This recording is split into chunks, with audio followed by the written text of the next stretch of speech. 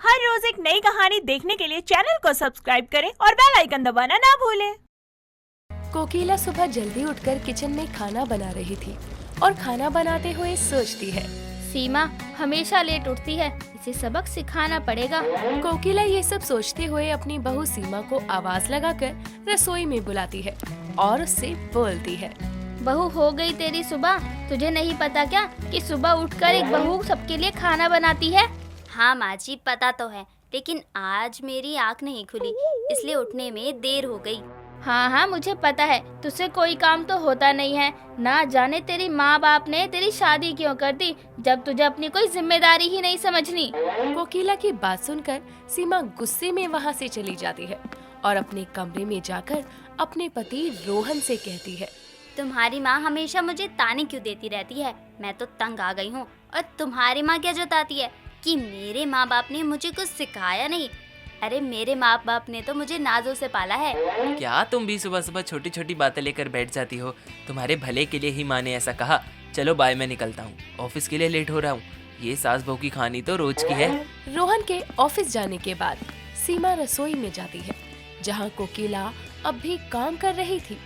इतने में किचन से सीमा को देखकर कोकिला उससे कहती है, मैंने सारा काम कर लिया तो अब आई है महारानी, अब क्या ही करेगी। अब क्यों आई है बहू यहाँ तू? माँ जी, मैं तो आपसे पूछने आई थी कि बता दो क्या काम करना है, मैं कर देती हूँ। कुछ नहीं, अब क्या करेगी तू? जब से आवाज लगा लगा कर थक गई, और एक तू है कि सुनती ही नहीं है। जा अब जाकर घर का बाकी का सारा काम निपटा ले। सीमा गुस्से में काम करने चली जाती है। तभी हॉल में रखे फोन की घंटे की आवाज आती है। ये फोन कॉल रोहन की मासी रूमा का था। फोन की घंटी सुनकर कोकिला फोन उठाकर अपनी बहन से कहती है, रूमा बड़े दिनों बाद कॉल किया। हाँ दीदी, थोड़ी बिजी थी और आज बहुत अच्छी खबर देने के लिए कॉल किया है। हाँ तो बता ना, मैं भी बहुत समय से तुझसे मिलने की सोच रही हूँ, इसी बहाने मिल भी लेंगे। हाँ दीदी, मिलना तो अब होगा ही, क्योंकि मनीषा की शादी फिक्स हो गई है। 10 दिन बचे हैं, बस जल्दी से आप सभी घर आ जाओ और इस बार रोहन सीमा को भी साथ लेकर आना। पिछली बार तो आप उन्हें ला नहीं पाई थी, पर इस बार पक्का लाना। अरे वाह, क्या बात है, मेरी बिटिया की शादी है और तू अब बता रही है? मैं तो कल ही आ जाती हूँ, मैं तो इस दिन का कब से इंतजार कर रही थी। और तुझे तो पता ही है कि रोहन को ऑफिस से छुट्टियाँ नहीं मिलती, इसलिए वो और बहू तो नहीं आ पाएंगे, लेकिन मैं आ रही हूँ ना, मैं ही रौनक लगा दूंगी अपनी भांजी की शादी में। ठीक है दीदी, चलो जैसा तुम्हें ठीक लगे। अच्छा रखती हूँ, बहुत काम है। कोकिला अपनी भांजी की शादी की खबर सुनकर बहुत खुश होती है और ये बात वो अपनी बहू को बताने जाती है, जो अभी भी काम में लगी हुई थी। अरे ओ बहू, अभी तक तेरा काम नहीं हुआ? तुझे तो काम बोलना ही बेकार है, सारा दिन निकाल देती है एक ही काम में। माँ जी, बस हो ही गया, थोड़े से कपड़े और हैं बस। आप क्या कुछ कह रही थी? कुछ बोलना है आपको? हाँ, मैं ये कहने आई थी, मेरी गुजरात वाली बहन की लड़की की शादी है 10 दिनों में। बस इतने कम दिन हैं, बहुत सारा काम है। अब तो तुझ पर घर छोड़कर जाना है मुझे, तो तू ही सारा काम काज देखियो और ठीक से घर संभाल तो लेगी ना तू? घर का सारा काम काज, और सुबह जल्दी उठकर रोहन को लंच पैक करके भी दियो, कहीं तेरे सोने के चक्कर में मेरा बेटा भूखा ही चला जाए। नहीं नहीं माँ जी, मैं घर और रोहन दोनों का ख्याल रखूंगी। आप बेफिक्र होकर गुजरात जाइए। जाना तो है ही गुजरात, पर इस पर सारा घर छोड़ना भी अच्छा नहीं लग रहा। मैं रोहन को भी समझा कर जाऊंगी, क्योंकि ये तो बेवकूफ है। देर शाम रोहन ऑफिस से घर आता है और उस वक्त कोकिला सोफे पर बैठकर टीवी देख रही थी और रोहन को देखकर बोलती है, आ गया तू बेटा, मैं तेरा ही इंतजार कर रही थी। हाँ माँ, आज ऑफिस में ज्यादा काम नहीं था। क्या हुआ, सब ठीक तो है ना? आपकी तबीयत तो ठीक है? दवा लिया आपने? क्या हुआ? हाँ बेटा, मैं ठीक हूँ और मेरी तबीयत भी खैरियत है। मैं तो तुझसे ये कह रही हूँ कि तेरी गुजरात वाली मासी है ना, उनकी लड़की मनीषा, उसकी शादी है, बुलाया है, आखिरी शादी है घर की, तो जाना पड़ेगा। माँ, ये भी कोई पूछने वाली बात है? आप निश्चिंत होकर जाओ, मैं और सीमा है ना, हम घर का और अपना भी ख्याल रख लेंगे। इस बात का तो डर है, मेरी बहू इतनी होनहार नहीं है, इसलिए मैंने तुझे बताया बेटा, तू समझदार है, बस यही कहना था। जा तू फ्रेश हो जा, थक गया होगा, तब तक मैं बहू को बोलती हूँ तेरे लिए कुछ बना दे। अगली सुबह हर दिन की तरह कोकिला किचन में काम करती है और सीमा लेट तक सोती रहती है।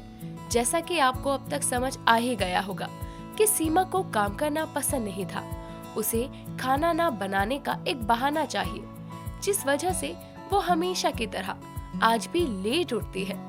लेकिन उसकी आंखें खुलते ही उसके सामने उसकी सास कोकिला खड़ी थी, जो उसे घूरते हुए कहती है, आज भी लेट उठी है। तुझे पता है ना कि आज मुझे गुजरात निकलना है। कम से कम समय से उठकर खाना तो बना लेती। तेरे लेट उठने की वजह से मैं लेट ना हो जाऊं। उठ अब, पड़ी पड़ी मेरा मुंह क्या देख रही है। जा जाकर रोहन और मेरा खाना पैक कर और बाकी का काम भी निपटा। मैं रोहन के साथ ही निकलूंगी। सीमा उठकर दोनों का खाना पैक करके उनको घर से भेज देती है। कोकिला और रोहन के जाने के कुछ समय बाद सीमा घर का बचा हुआ काम छोड़कर अपनी सहेलियों को फोन करके उनसे बातों में बिजी हो जाती है और उसे समय का पता नहीं चलता कि कब 12 बजे से शाम के 4 बज जाते हैं। तब उसे ध्यान आता है कि अभी घर की सफाई भी करनी है। साथ ही रोहन के ऑफिस से घर आने का समय भी हो रहा था, तो खाना भी बनाना है। सीमा ये सब सोच ही रही थी, तभी उसको रोहन की गाड़ी की आवाज आती है और कुछ ही पलों में रोहन घर के अंदर आकर सीमा को आवाज लगाते हुए कहता है, सीमा, सीमा कहाँ हो? रोहन की आवाज सुनकर सीमा कमरे से भागी भागी हॉल में आती है। अरे बाबा, तुम आ गए। देखो ना, अभी तक मेरा काम भी पूरा नहीं हुआ है।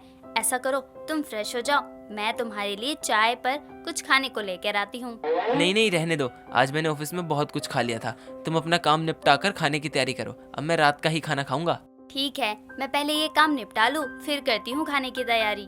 पूरे दिन सहेलियों से गप्पे लड़ाने के बाद शाम के समय सीमा जानबूझकर खाना बनाने में लेट करती है, ताकि उसे खाने की जगह सूप बनाना पड़े, क्योंकि सीमा को सूप बहुत पसंद था और वो जल्दी बन भी जाता था। कुछ देर में रोहन रात के खाने के लिए टेबल पर आता है और सीमा को बोलता है, सीमा, खाना तैयार है? हाँ बेबी, खाना बन गया है, आ जाओ साथ में खाते हैं। वैसे आज खाने में क्या बनाया है सीमा? मेरा फेवरेट टोमेटो सूप, स्पाइसी है बहुत। क्या आज हम ये पीकर सोने वाले हैं? क्यों, तुम्हें ये पसंद नहीं? बड़े प्यार से बनाया है मैंने आपके लिए। ये क्या बना दिया इसने? मैं इसकी बुराई भी तो नहीं कर सकता। बुराई की तो कल खाना भी नहीं मिलेगा। माँ सही कहती है कि इससे घर नहीं संभलेगा। क्या हुआ रोहन, तुम खा क्यों नहीं रहे? नहीं, बस बहुत खा लिया। बहुत अच्छा था बेबी। ओ थैंक यू, सच में अच्छा बना था। माँ जी तो कभी मेरे बनाए खाने की तारीफ भी नहीं करती। माँ को भी पता है कितना अच्छा खाना बनाती हो।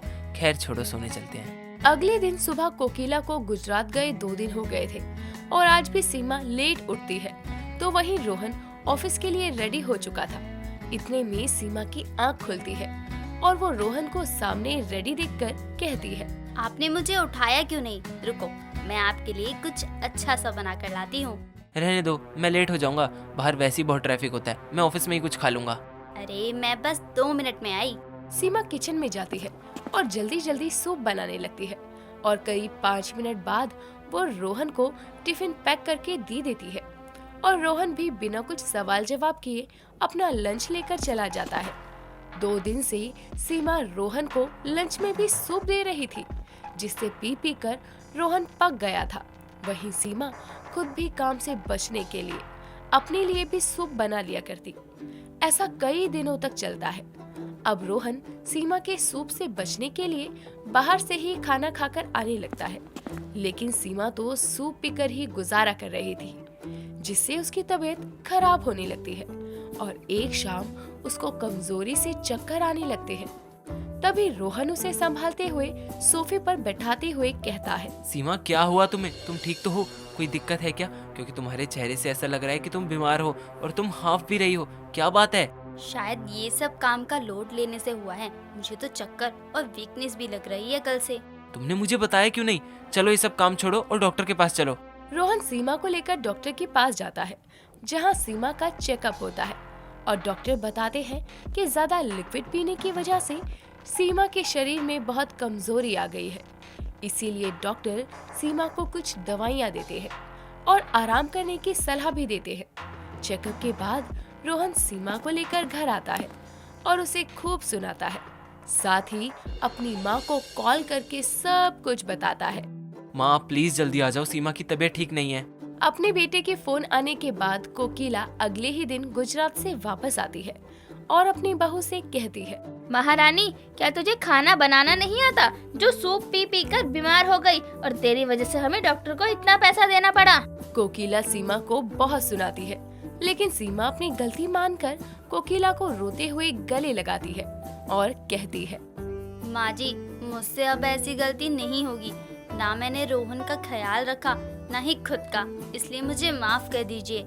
कोकिला सीमा को माफ कर देती है और उस दिन के बाद से सीमा खुद का और पूरे परिवार का अच्छे से ख्याल रखती है। साथ ही समय पर उठकर सबके लिए अच्छा अच्छा खाना भी बनाने लगती है। अरे हिना, कहाँ है तू? यार मुझे लेट हो रहा है। अरे आज ही बर्थडे पार्टी में जाना है मुझे, कल नहीं। अरे बाबा, आ रही हूँ, इतना हाइपर मत होना, बस 10 मिनट में पहुँच जाऊंगी। कुछ देर बाद उसकी फ्रेंड हिना आ जाती है और कहती है, यार तुझे पता है ना कि शुभम का बर्थडे मेरे लिए कितना स्पेशल है, फिर भी तू ना नौटंकी करती रहती है। अब जल्दी से चल मेरे साथ और जींस दिला के ला मुझे। Oh my God, what's wrong with you Nupur? Birthday Shubham का है, उसके लिए कोई शॉपिंग करोगी या नहीं, या अपनी ही जीन्स खरीदोगी? पागल है क्या यार तू? मुझे उसका भी ख्याल है, बट तू जानती है ना कि जीन्स को लेके मेरा क्रेज कैसा है। इतना कहकर दोनों मॉल पहुंच जाते हैं, जहां जीन्स पर 70% डिस्काउंट चल रहा होता है और दोनों वहां से एक बार में 5-6 जीन्स खरीद लेते हैं। दोनों कुछ देर बाद में एक मार्केट से गुजर रहे होते हैं कि तभी नूपुर की नजर 95% डिस्काउंट वाली रंग बिरंगी जीन्स पर पड़ती है और वो तुरंत वहां जाकर बोलती है, भैया सच में 95% की सेल है। आइए आइए, अरे 95% की सेल है, जितना लूटना है लूट लो भाई। अरे नीली पीली काली हरी, अरे कोई मर्जी जीन्स ले जाओ। अरे 95% सेल है, आइए आइए। वाह हिना, देख ना यार, वैसे तो मैं 2-4 जीन्स ले चुकी हूँ, पर ये भी मुझे अच्छी लग रही है, यहाँ से भी ले ही लेती हूँ। देख यार, वैसे हम ले चुके हैं और तेरा ज्यादा ही मन है तो ले ले 1-2। ओके भैया, तीनों पैक कर दो, और हाँ वो रफ वाली भी कर देना, वो वाली बड़ी मस्त लग रही है। नूपुर वहां से भी अपने और शुभम के लिए जीन्स ले लेती है और शाम को शुभम के लिए एक क्लब में बर्थडे पार्टी का सरप्राइज रखती है, जहां नूपुर अपनी 95% वाली सेल की जीन्स को पहन कर आती है और शुभम के दोस्त उसे झूठ बोलकर उसकी आईज पर पट्टी बांधकर वहां लेकर आते हैं और वो जैसे ही एंट्री करता है, पार्टी पॉपर्स ब्लास्ट होते हैं। इसके बाद में शुभम की आंखों से सब दोस्त पट्टी हटा देते हैं, जिसके हटते ही सॉन्ग चलने लगता है और उसके सभी फ्रेंड्स उसको हैप्पी बर्थडे विश करते हैं कि तभी नूपुर बोलती है, happy birthday to you, happy birthday to you, happy birthday dear Shubham, happy birthday to you. Nupur, तुमने मेरे लिए बर्थडे सरप्राइज रखा? ओए, बातें ही करोगे या शुभम के केक का मर्डर भी करोगे? जिसके बाद शुभम नूपुर के साथ मिलकर केक कट करता है और उसे खिलाता है। सभी लोग पार्टी को एंजॉय करते हैं और इसी के साथ में डांस करते हैं, जिसके बाद में सब अपने अपने घर वापस चले जाते हैं।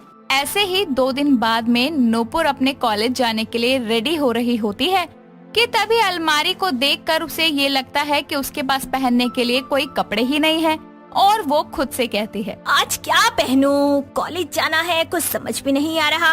ओह यस, उस दिन इतनी सारी जीन्स ली थी, वही पहनूंगी। नूपुर जैसे ही कबर्ड में से अपनी जीन्स को निकालती है कि तभी उसे सामने रखा हुआ शुभम का गिफ्ट दिखाई देता है, जो कि उसने उसे बर्थडे पर नहीं दिया था और वो अपने आप से कहती है, ओह नो, मैं तो भूल ही गई कि शुभम को भी उसका बर्थडे गिफ्ट देना है। चलो कोई नहीं, कल तो हम दोनों बाहर जाने ही वाले हैं, तभी दे दूंगी। अपनी जीन्स को पहनकर वो कॉलेज जा रही होती है कि तभी अचानक रास्ते में तेज की बारिश शुरू हो जाती है और उसकी जीन्स का सारा रंग निकल जाता है। कॉलेज पहुंचते ही उसके दोस्त उसे ऐसे हाल में देख लेते हैं और जीन्स के फेड होने के कारण वो उसका मजाक उड़ाते हुए उससे बोलते हैं, ओहो नूपुर, ये कैसी जींस ले आई है यार, इसका तो सारा कलर ही उड़ गया है। अभी 2 दिन पहले ही तो शॉपिंग की थी तूने हिना के साथ। सो व्हाट, हो गई तो हो गई। तू भी ना नूपुर, पता नहीं कहां से शॉपिंग कर लेती है। मॉल से ही लेकर आई हूँ, और वैसे भी कभी कभी मॉल की चीजें भी ना बेकार निकल जाती है, समझे तुम? ये बोलकर उसके दोस्त चले जाते हैं, लेकिन नूपुर उनकी बातों को नजरअंदाज कर देती है। ऐसे ही अगले दिन नुपुर शुभम के साथ में टाइम स्पेंड करने के लिए एक रोमांटिक जगह जाती है, जहां वो उसे उसका बर्थडे गिफ्ट देती है। दोनों साथ में लंच करते हुए खूब एंजॉय करते हैं।